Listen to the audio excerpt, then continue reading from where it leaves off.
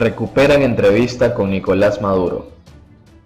El canal estadounidense Univision anunció el jueves que la entrevista que un equipo de periodistas del canal de televisión, encabezado por Jorge Ramos, concedió en febrero al líder venezolano Nicolás Maduro, quien interrumpió bruscamente y confiscó el material desde la capital española hasta las noticias del canal.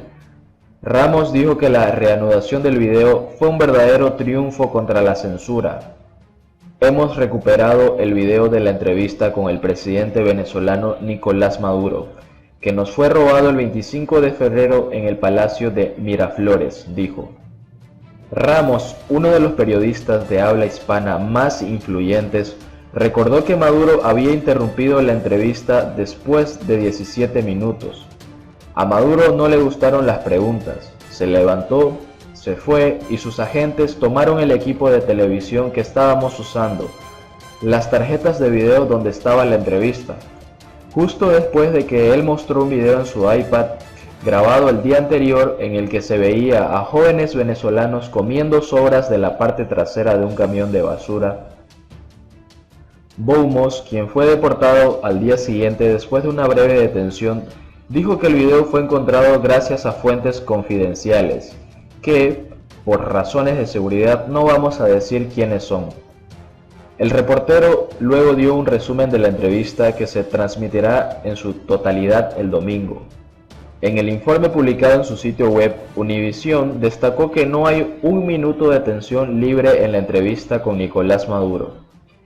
En un extracto de la entrevista, se puede ver el momento en que Ramos intenta proporcionar una lista con los nombres de 400 de los 989 presos políticos que las organizaciones no gubernamentales contaron para la fecha contada en Venezuela.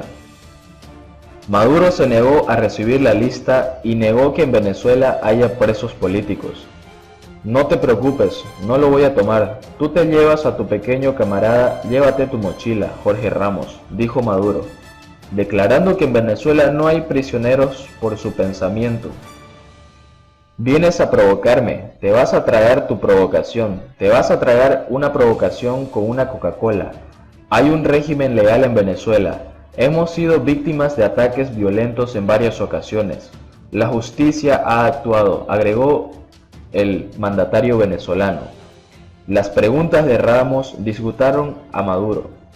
Desde el primer momento, informó Univision, sabes, no eres el presidente legítimo, así que, ¿cómo lo llamo? Para ellos, el Parlamento, eres un dictador, dijo Ramos, según el canal de televisión, diciendo que el presidente se las arregla para mantener su mirada durante más de unos segundos en su interlocutor. Maduro respondió, debes llamarme como dice la Constitución. Me llamo Nicolás, solo tengo un nombre, Nicolás Maduro Moros. Soy un trabajador, un hombre sencillo, un voto popular, presidente electo, así que depende de usted decidir cómo quiere llamarme. Esta entrevista, te lo digo, no tiene ningún sentido para ti o para mí. ¿La escuchaste? Creo que es mejor suspenderla, ¿oíste? Aprecio todo. Te veo más tarde, Maduro dijo poco antes de levantarse. Univision añadió desde su silla al día siguiente, después de salir del hotel donde se alojaban para llegar al aeropuerto, acompañados por agentes del Servicio Nacional de Inteligencia de Bolivia. Los periodistas de Univision tomaron un vuelo comercial a Miami. En otras noticias, ¿qué no puede pagar Venezuela a causa del bloqueo financiero? Las sanciones impuestas por los Estados Unidos impidieron a Venezuela honrar sus deudas internacionales y afectaron principalmente la compra de medicamentos y productos alimenticios. El ministro de Relaciones Exteriores de Venezuela, Jorge Arreaza, denunció el martes que las sanciones y el bloqueo de Estados Unidos en el país sudamericano retienen cientos de millones de dólares que permitirían el pago y la compra de medicamentos y alimentos. Con las sanciones, el sistema financiero internacional ha limitado las acciones de muchas instituciones nacionales, públicas y privadas, para realizar pagos a proveedores recibir pagos y en esencia cumplir con obligaciones financieras como la cancelación de bonos y obligaciones de deuda, así como el acceso a la contratación pública, fuentes de financiación internacional, programas de salud. Por ejemplo, la muerte de una niña en la capital venezolana que estaba esperando un trasplante fue utilizada por los medios internacionales para acusar al gobierno venezolano de suspender un programa médico mantenido con Italia. El ministro de Relaciones Exteriores de Venezuela, Jorge Arreaza, negó la noticia y explicó que los fondos para el programa de trasplantes habían sido bloqueados por el Novo Banco de Portugal, que había congelado más de 1.500 millones de euros de las arcas públicas. Los venezolanos por el bloqueo del sistema financiero impuesto por Washington, medida coercitiva para lograr un cambio de gobierno. Arreaza explicó que el programa de trasplantes fue coordinado por Fundavenica. Estaba siendo ejecutado por Citgo, que ha sido fuertemente sancionado desde 2017, impidiendo la transferencia de dividendos a Caracas y el mantenimiento de esquemas de asistencia social como Italia.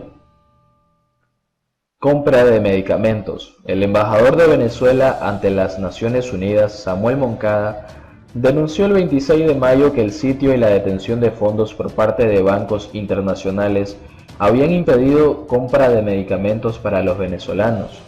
Según Moncada, entre enero y febrero de este año, la compra de vacunas contra la meningitis, el rotavirus y la influenza, así como gran cantidad de inmunoglobulina, reactivos sanguíneos, hemoderivados, medicamentos para enfermedades crónicas, antibióticos y anestésicos hospitalarios, fue bloqueado y rechazado por varias entidades financieras por temor a ser objeto de medidas ilegales y extraterritoriales en Washington.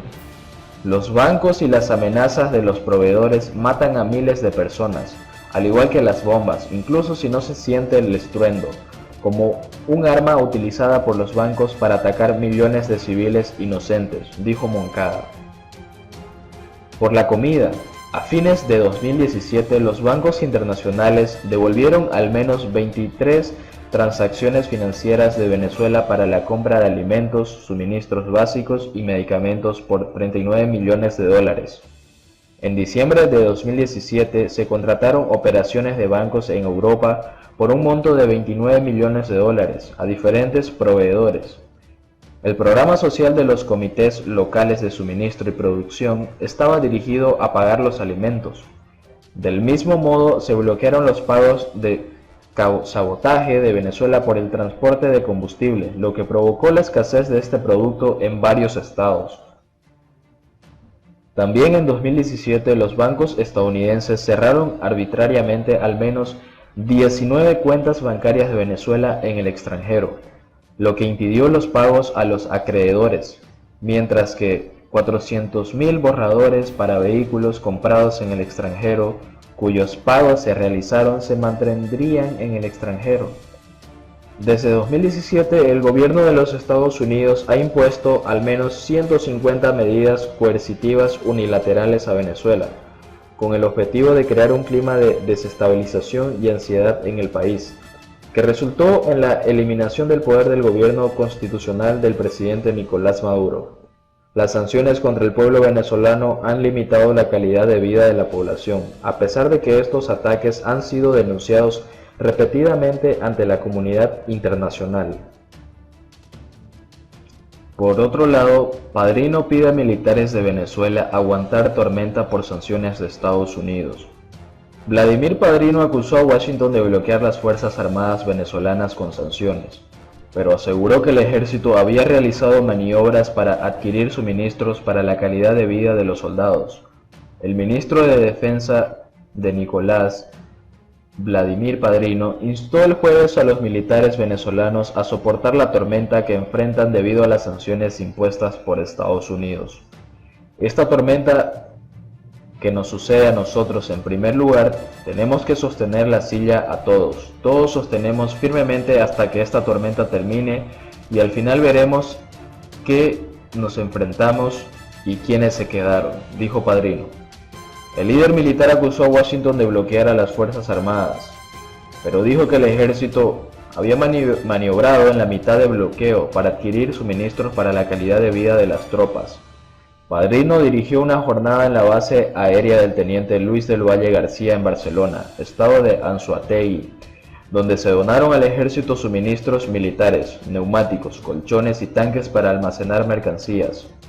En 2006, los Estados Unidos prohibieron la venta de armas estadounidenses a Venezuela, alegando la falta de cooperación en la lucha contra el terrorismo. Más recientemente, en 2017, impuso sanciones financieras al país, y el 28 de abril comenzó a reinar un embargo contra el petróleo venezolano.